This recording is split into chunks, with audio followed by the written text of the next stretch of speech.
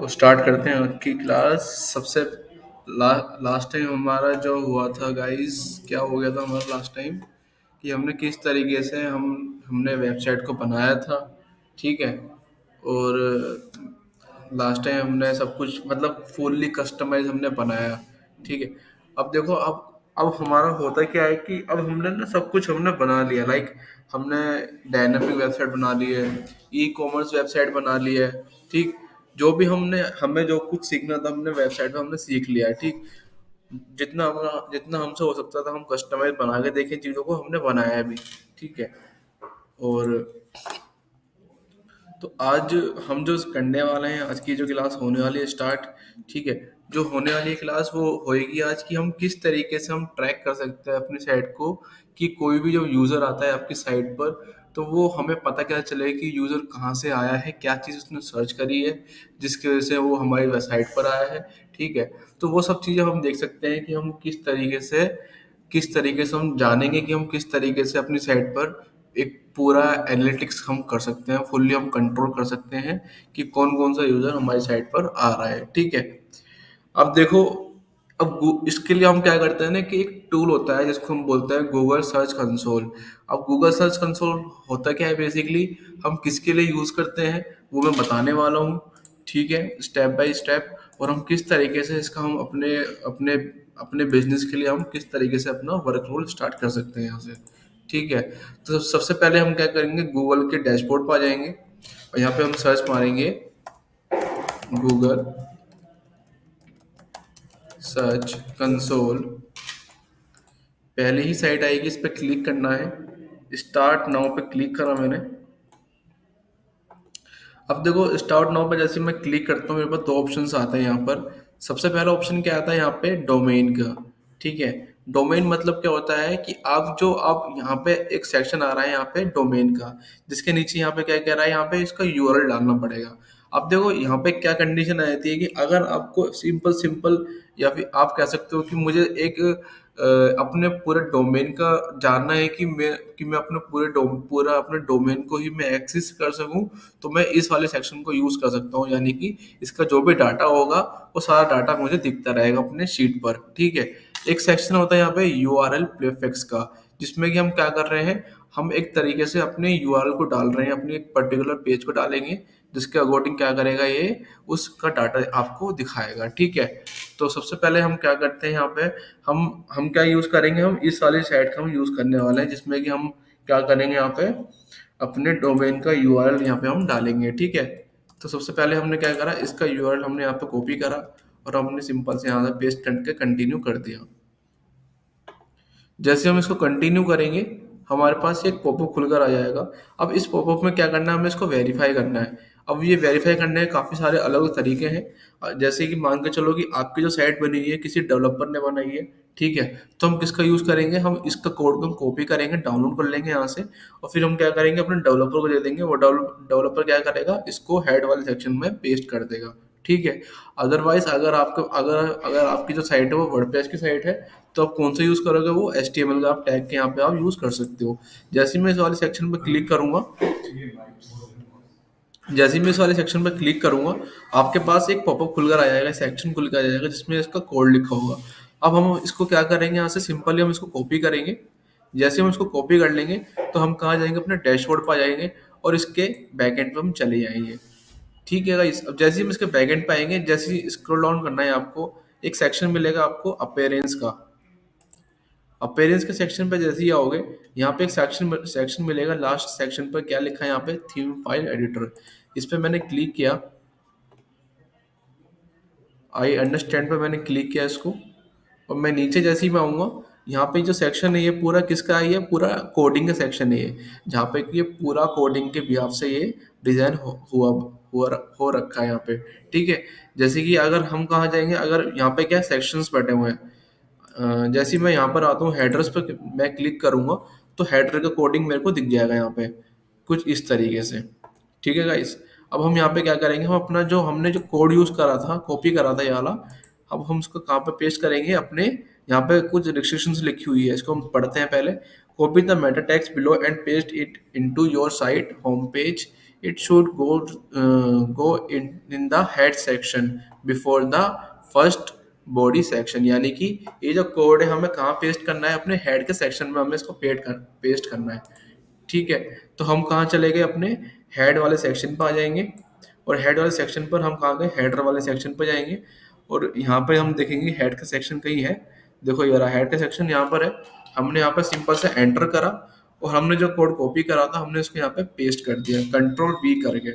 अब हमें कुछ नहीं करना है यहाँ पे, इसको यहाँ पे अपडेट कर देना है। जैसे ही मैं इसको अपडेट करूंगा वापस आऊंगा, और इसको मैं यहाँ पे वेरीफाई पे क्लिक कर दूंगा।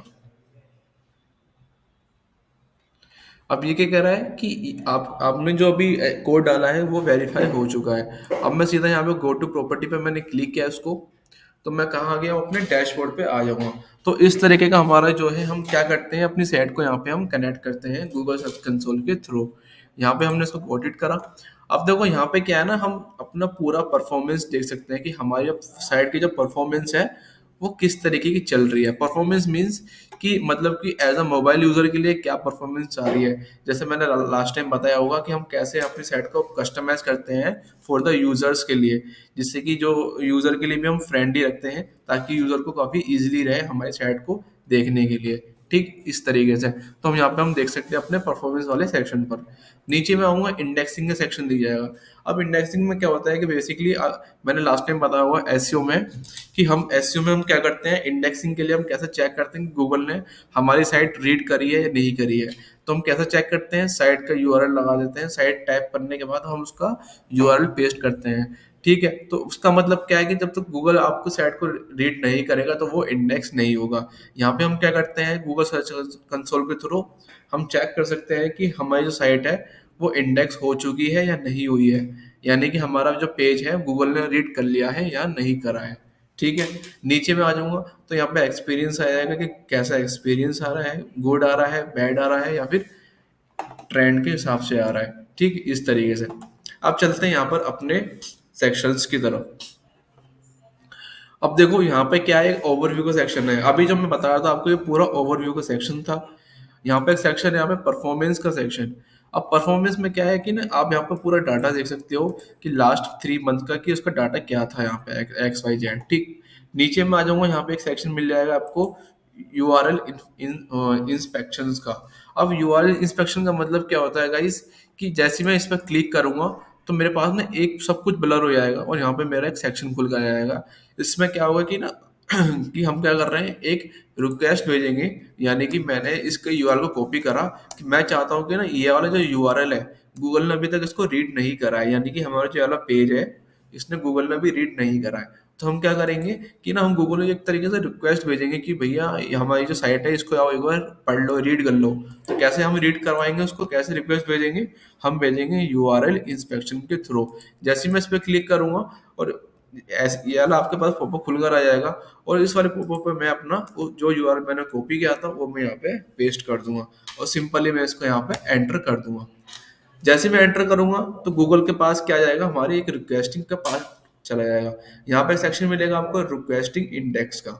जैसे ही मैं इस पर क्लिक करूंगा तो ये कुछ टाइम लेगा, और ये क्या हो जाएगा, हमारी ये गूगल क्या करेगा, हमारी रिक्वेस्ट को पढ़ेगा, और उसको पढ़ने के बाद क्या होगा, with in few hours Google हमारे इस पेज को जो है रीड कर लेगा, जो हमने यूआरएल अभी गूगल को दिया है। ठीक है,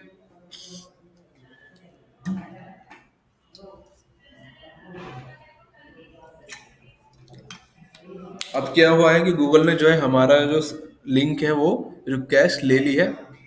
यानी कि गूगल सर्च कंसोल क्या करेगा, गूगल को हमारा जो लिंक है ये वाला वो भेज देगा गूगल को। ठीक है, और इसके जो एल्गोरिदम गूगल के, तो वो सारे जो एल्गोरिदम होंगे वो सारे एल्गोरिदम हमारी साइट पर जाके उसको रीड कर लेंगे। ठीक, अब मैं यहाँ से इसको डिसमिस कर देता हूँ।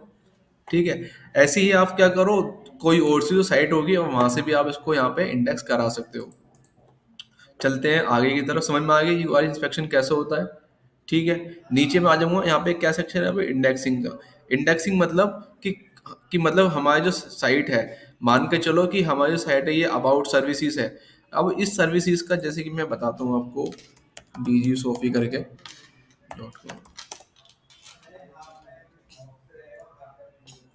अब ये क्या है, हमारे पास एक साइट है ये। ठीक है, अब गूगल ने जो है हमारा इस वाले पेज को पढ़ लिया है, ठीक है, यानी कि हमारा जो होम पेज है, ये वाला जो पेज है इसको रीड कर लिया है, लेकिन जो हमारी सर्विसेज है ये सारी गूगल ने अभी तक इसको रीड नहीं करा है। तो हम इसको क्या करेंगे, सबसे पहले हम क्या करेंगे, यूआरएल इंस्पेक्शन पर जाएंगे और हमारे इन पर्टिकुलर पेज को हम इसको एक तरीके से इनका लिंक लेंगे यहाँ पे, और इसको यहाँ पे इसको कॉपी करके हम कहाँ डालेंगे, इसको यहाँ पे पेस्ट कर देंगे। देखो अब ज़्यादा एक आप सारे एक साथ कर दोगे, रिक्वेस्ट करके भेज दोगे, तो गूगल क्या करेगा, उसको स्पैम में डाल देगा और वो रीड नहीं करेगा, ठीक है। तो क्या करो, आप धीरे धीरे आप इसको इंडेक्सिंग में डालते जाओ इन सारे पेजेस को, तो गूगल क्या करेगा, इन सारे पेज को ऑटोमेटिकली वो रीड करने स्टार्ट कर देगा। अगर आपके पास साइट मैप नहीं होगा तो, अगर साइट मैप होगा तो गूगल क्या करेगा, इजीली सारे ही जहाँ पे उसको लिस्ट दिखेंगी वो सारे सारे पेज को वो रीड कर लेगा। मैंने पढ़ाया होगा आपको लास्ट टाइम कि साइट मैप का हम काम किस लिए करते हैं, जिसमें कि हम पूरा एक स्ट्रक्चर बनाते हैं अपनी साइट का, और वो स्ट्रक्चर के थ्रू गूगल के जो एल्गोरिथम होते हैं उन सारे पेजेस को वन टाइम पर ही वो रीड कर लेता है, ठीक है। तो इस तरीके से हम किसका यूज करते हैं, साइट मैप का यूज करते हैं। अब देखो इंडेक्सिंग में क्या आता है कि मान के चलो कि हमारा जो ये वाला पेज है, ये पेज गूगल गूगल ने रीड कर लिया है, ठीक है। अब गूगल ने जहाँ पे रीड करा है, और मैंने यहाँ पे एक कीवर्ड सर्च मारा अपने बिजनेस के अकॉर्डिंग, डिजिटल मार्केटिंग सर्विसेज। अब जो यहाँ पे साइट आ रही है, ये कौन सी साइट होती है, जो गूगल ने रीड कर रखी है, इसी को हम क्या बोलेंगे, इंडेक्सिंग साइट्स। यानी कि ये कौन सी साइट है, सारी इंडेक्स हो रखी है। तभी गूगल ने पहले रीड करा, और तभी गूगल को समझ में आया कि अच्छा ये वाला पेज किस बिजनेस के लिए है, और उसी बिजनेस के अकॉर्डिंग गूगल ने इसको इंडेक्स कर दिया है अपने अकॉर्डिंग, ठीक है। तो ये सारी क्या होती है, इंडेक्सिंग होती है। तो ऐसे ही हमारे जो पेजेस होंगे, ये सारे पेजेस वो कहीं ना कहीं इंडेक्स हो रहे होंगे अपने पर्टिकुलर अलग अलग बिजनेस के क्राइटेरिया में, ठीक है, कीवर्ड्स के अकॉर्डिंग। तो यहाँ पे क्या करते हैं हम इंडेक्सिंग में, जैसे यहाँ पे पेज का सेक्शन है, यहाँ पे आपको सारे पेजेस दिख जाएंगे, कौन से पेज हमारा इंडेक्स होगा हो रखा है, ठीक है। सारे पेज यहाँ पे आपको दिख जाएंगे। अब नीचे सेक्शन है एक साइट मैप का। अभी मैंने लास्ट टाइम बताया मैंने कि हम क्या करते हैं, एक तरीके से ना यहाँ पे साइट मैप का हम लिंक डाल देते हैं। जैसे कि मैंने, अगर मेरा साइट मैप मैंने बनाया होगा अपने साइट पर, तो यहाँ पे हम क्या करेंगे, एक सिंपल सा हमारा जो यूआरएल है, और एंड में आके हम क्या डालते हैं, अपने साइट मैप का जो यूआरएल होता है। जैसे कि मैं एक बना के दिखाता हूँ, उसका यूआरएल होता है, एक बार गूगल से पूछ लेते हैं यहाँ पे।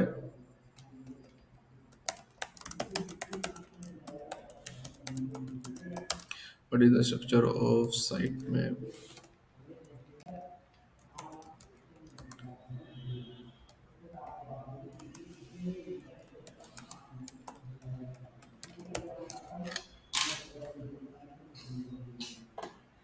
तो मैंने सिंपल सा इसको ऐसे कॉपी कर लिया, और देखो ये क्या है, हमारा एक सिंपल सा यूआरएल है, ठीक है। यहाँ पे मैंने लगाया स्लैश, और मैंने जो कोड कॉपी करा था ये वाला, यहाँ पे क्या लिखना है हमें, सिंपल सा साइट मैप डॉट एक्सएमएल, ठीक है। अगर इसका साइट मैप होगा तो हमारा इस तरीके से साइट मैप दिख जाएगा, ठीक है।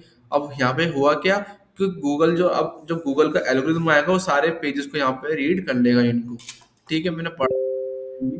तो साइट मैप के लिए हम क्या यूज करते हैं, अगर हमें भी चेक करना है खुद से बाय डिफॉल्ट, हम तो हम हमारा जो यूआरएल होता है वो किस तरीके से हम चेक कर सकते हैं, सिंपल से यहाँ पे स्लैश लगाया, और यहाँ पे हमने क्या टाइप करा, site map dot XML, right.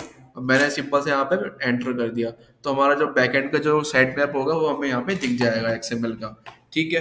तो सिंपल से हम क्या करेंगे, गूगल का सर्च कंसोल को हम ये वाला ही लिंक दे देंगे उसको। कौन सा देंगे हम, ये वाला।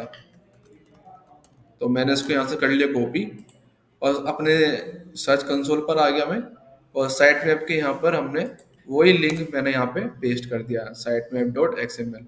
इससे होगा क्या कि गूगल का जो गूगल क्या करेगा, सर्च कंसोल वो सारे इन जो हमारे जो पेजेस हैं यहाँ वाले, वो सारे पेजेस को बाय डिफॉल्ट इसको रीड कर लेगा इन सबको, ठीक है। इस तरीके से मैंने इसको कर दिया सबमिट। अगर इसका साइट मैप बना होगा तो वो यहाँ पे सक्सेसफुल दिखा देगा, ठीक है। हमारा साइट मैप लग चुका है, लेकिन यहाँ पे स्टेटस क्या दिखा रहा है, कुड नॉट फीच, यानी कि अभी फीच नहीं हुआ है, मतलब कि अभी इसने देखा नहीं है। कुछ टाइम बाद देखोगे तो यहाँ पे सक्सेस लिखा जाएगा, यानी कि गूगल ने जो है हमारा जो साइट मैप है वो सक्सेसफुली रीड कर लिया है, ठीक है गाइस। अब नीचे आए थे, यहाँ पे एक सेक्शन है रिमूवल का। रिमूवल का मतलब क्या होता है कि यहाँ पे कुछ भी, जैसे यहाँ पे क्या है ना, टेक्निकल चीजें आती हैं। अगर गूगल ने बाय डिफॉल्ट आपके जो पेजेस हैं, मान के चलो ये जितने भी मेरे मेरे पेजेस बने हुए हैं, ठीक है, यहाँ पे कुछ एरर आ रहा होगा गूगल के अगेंस्ट में, तो यहाँ पे क्या कर दिया गूगल, मुझे यहाँ पे कुछ यहाँ पे दिखा देगा कि यहाँ पे यहाँ पे कौन कौन से पेजेस जहाँ पे रिमूवल हो रखे हैं, ठीक है। तो यहाँ पे दिखा देगा गूगल कि कौन कौन से पेज आपके रिमूव हो रखे हैं, ठीक। आउटडेटेड मतलब कंटेंट, मतलब कि आपका जो कंटेंट होगा वो दिखा देगा कि आपका जो लास्ट टाइम कंटेंट क्या था और अभी का कंटेंट क्या पर है, ठीक है गाइस। तो यहाँ पे सब चीजें आपको यहाँ पे इजीली दिख जाएंगे। नीचे आते हैं थोड़ा और, नीचे सेक्शन है यहाँ पे एक्सपीरियंस का। अब यहाँ पे एक पार्ट होता है यहाँ पे कोर वेब वाइटल का। कोर वेब वाइटल क्या होता है बेसिकली, जैसे ही मैं इस पे क्लिक करूंगा, यहाँ पे आपको दिख जाएगा कोर वेब वाइटल। यहाँ पे कि मतलब एज अ मोबाइल यूजर के लिए और डेस्कटॉप यूजर के लिए आपका जो डाटा है, मतलब आपकी जो साइट है वो किस तरीके से काम कर रही है, ठीक है। अब यहाँ पे सेक्शन है यहाँ पे पेज पेज स्पीड इंसाइट करके। जैसे ही मैं इस पे क्लिक करूंगा तो गूगल का ही एक साइट है ये, ठीक है। यहाँ पे हम क्या करेंगे, सिंपल सा अपना यूआरएल डालेंगे और यहाँ पे मैंने एनालिसिस पे मैंने क्लिक कर दिया। अब गूगल का ये टूल क्या करेगा कि ना आपकी जो साइट होगी, आपकी जो साइट होगी वो सब कुछ तरीके से बता देगा कि आपकी जो साइट जो है मोबाइल में यूजर के लिए किस तरीके से परफॉर्मेंस कर रही है वो।